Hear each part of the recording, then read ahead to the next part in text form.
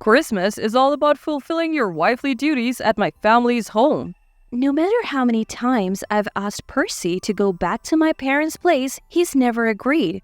To make things worse, he even confiscated my wallet and forcibly took me to his parents' house. Despite all this, I had to get back to my mom and dad's place. Finally, locating the wallet Percy had hidden, I tried to leave his parents' house. But I was caught by his mother, Kyla, and scolded. "I really need to see my dad. He's critically ill." Upon hearing this and seeing my tears, Kyla muttered with a shocked expression, "That's not what my son told me. My name is Jean Healy. I've been married to Percy for 5 years. After meeting through work, initially attracted to his masculine demeanor, I found that he became cold to me after we got married. A handpicked husband? Maybe? He constantly orders me around saying you need to respect your husband. Never a thank you for anything I do, and he started to belittle me as well. At first, I stood up to him, but that led to shouting matches, and not liking confrontation, I eventually gave up. Percy's family home is a main household in a rural area, filled with relatives and guests during holidays and family events. It's non-stop cooking and catering to guests from morning till night whenever we're there. Kyla, who had been running the household, is a stern woman, always finding ways to criticize me. Her husband, Christian, is kind but inconspicuous, but Kyla treats me particularly harshly, which makes her hard for me to deal with. Despite all this, it's a given that we spend family gatherings and Christmas at Percy's parents' home. Percy won't ever let me go to my own family's home. Perhaps he's eager to gain the approval of his parents, Christian and Kyla? That's why I felt he might want to go back to his home even more. During early December, I got an email from my mom. "Jean, it's been a while. Can't make it home for Christmas again?" After some contemplation, I replied, "I'll discuss it with Percy." Later, when he got home, I cautiously broached the subject. "Hey Percy, I would really like to go to my family's home for Christmas this year." As I was tidying up the living room, my husband Percy, who was sitting on the couch watching TV, turned his face towards me with a sour expression. What are you talking about? We're obviously going to my parents' house for Christmas. "But Percy, ever since we got married, we have spent every Christmas with your family. I haven't seen my parents since our wedding." Who cares? You're my wife, so you should work at my parents' house for Christmas, got it? Annoyed, Percy returned his attention to the TV. Feeling defeated, I sent an email to my mom saying we couldn't make it home for Christmas because we were visiting Percy's parents. My heart sank at her reply. "That's unfortunate, but it can't be helped. I grew up in Burlington and my parents raised me, their only child, with great care. To visit them now would require a 9-hour round trip, which makes a day visit impossible. Ever since we got married, all our holidays, especially Christmas, are spent at Percy's parents' house. I also work, so long vacations are hard to come by, and I haven't been able to visit my parents at all. Marriage is like that." My mom consoled me, but recently, she mentioned that my dad hasn't been well and wanted to see me, which has me concerned. I want to see my parents too, but no matter how many times I bring it up, Percy never agrees to visit my family. Well, it looks like we're going to Percy's parents' house for the holidays again. Nothing I can do about it, I thought, trying to convince myself.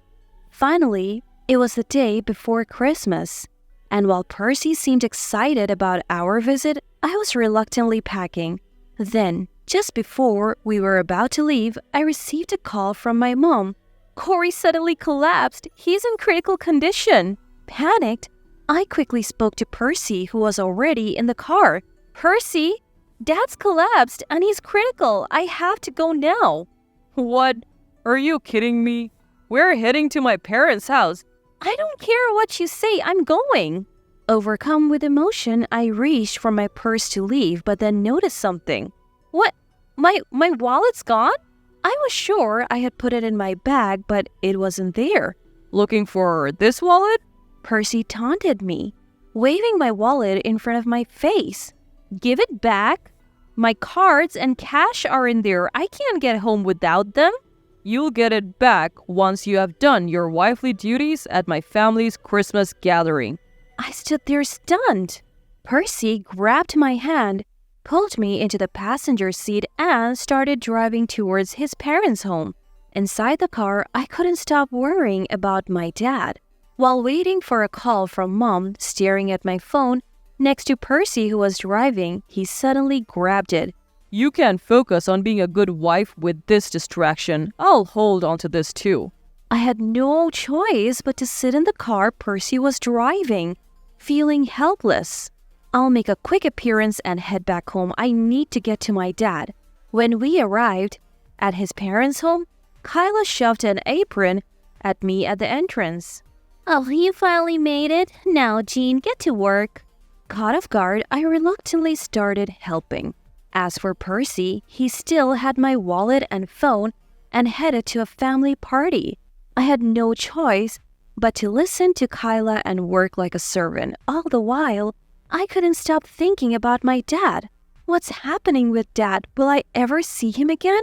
Even when I finally got to bed, I couldn't sleep. Early the next morning, confirming Percy was still asleep, I searched through his belongings. Found it. I finally found my wallet and phone.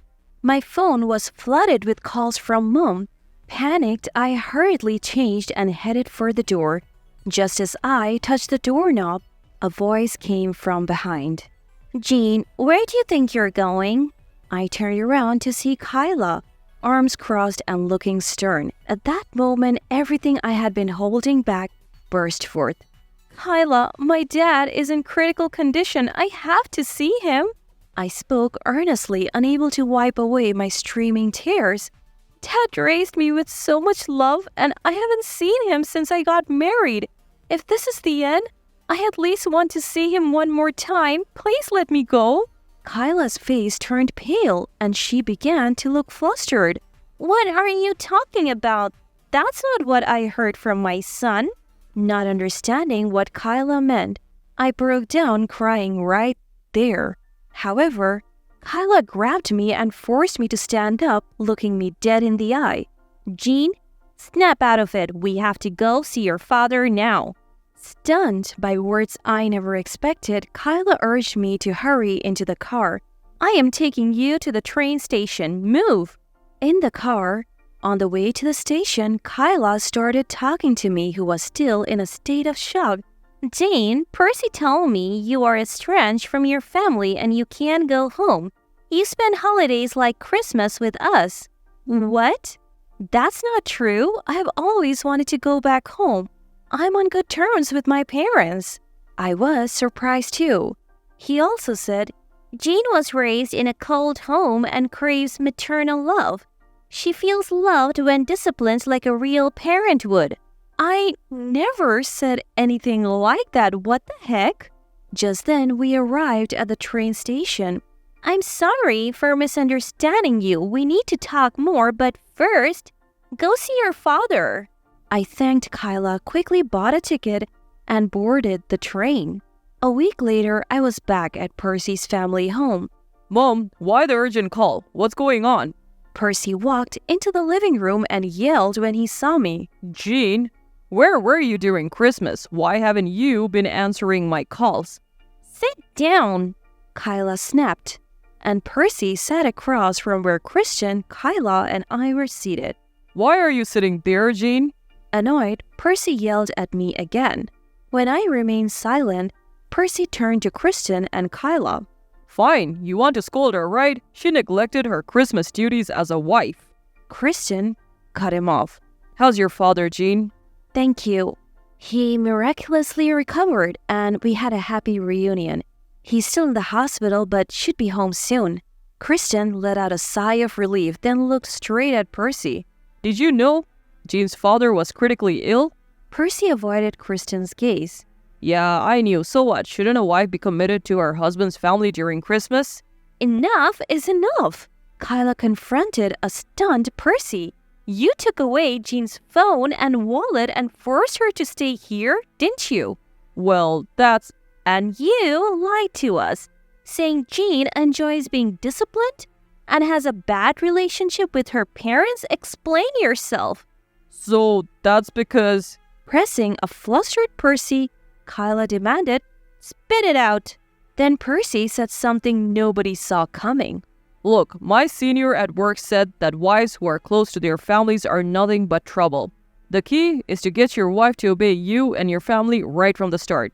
I looked at Percy in disbelief, and both Kristen and Kyla sighed deeply. Are you kidding me? When did we ever wish for something like that? Huh? Listen, before Jean is our daughter-in-law, she's a person raised with love by her own parents. Do you even get that? Kyla scolded Percy with watery eyes, and I felt warm inside. Still, Percy didn't seem to get it. What are you talking about, Mom? I had my struggles too when I got married and moved to a rural area, and I thought I could spare my son's wife from that. But, Mom, you obeyed, right? That's what wives do. True. I had a hard time with my sister-in-law Margaret, but Kristen stood up for me and even helped, so I respected him in return. Kyla turned to me as if realizing further words were futile for Percy. I am really sorry, Jean. Please forgive us for our foolish son. Shaking, both Kyla and Kristen lowered their eyes. Kristen, Kyla, thank you for understanding, but I can't take it anymore. I'm divorcing Percy. As I pulled out the filled divorce papers from my bag, Percy's face turned red in disbelief.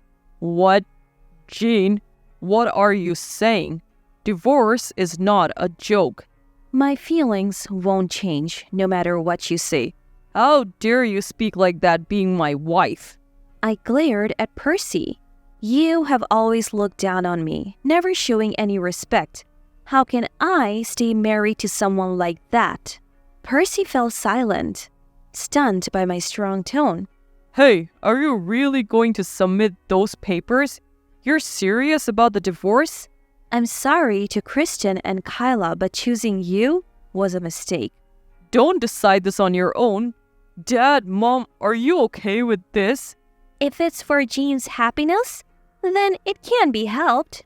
Realizing there was no turning back from my cold demeanor and the looks on Kristen and Kyla's face, Percy hurriedly apologized.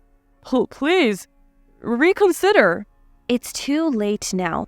I never want to see you again. I love you, Jean. Please.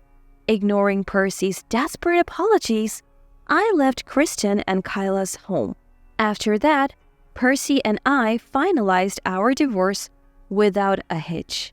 With the help of Kristen and Kyla, I managed to secure almost all of our joint savings, for which I am grateful. I still keep in touch with Kyla, and she's told me that despite multiple interventions, Percy hasn't changed. At this point, there is no helping him, Kyla said, revealing that they have cut him off. Percy had to pay me $20,000 in compensation for emotional distress during the divorce, which wiped out his savings.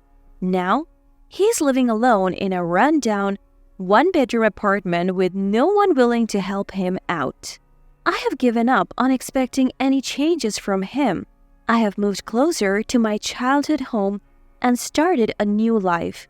Being near my beloved parents, able to see them anytime, is such a joy. From now on, I plan to live my life without being tied down by anyone else.